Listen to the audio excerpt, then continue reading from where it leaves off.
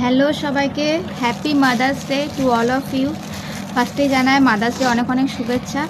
Mother's ডেতে একটাই wish করব যে যেসব মাদের ছেলেরা এখন যুদ্ধক্ষেত্রে বাইরে আছে, এত রিস্ক নিয়ে আমাদের দেশকে রক্ষা করছে, প্রত্যেকটা মায়ের কাছে প্রত্যেকটা বীর জওয়ান যেন সুস্থ স্বাভাবিক তাদের মায়ের কাছে ফিরে চলে আসে। এটাই আজকের মাদার্স ডেতে, বিশেষ করে আজকের দিনটাতে সবথেকে বেশিভাবে আমি চাইছি যে প্রত্যেকটা বীর জওয়ান যাদের মারা তাদের ছেলেকে এত কষ্ট করে বড় করে আজ দেশ রক্ষার জন্য পাঠিয়েছে, সবাই যেন সুস্থ স্বাভাবিক তার মাদের কাছে ফিরে চলে আসে। এটাই হবে মাদার্স ডেতে আজকের দিনে সবথেকে বড় গিফট প্রত্যেকটা মায়ের কাছে।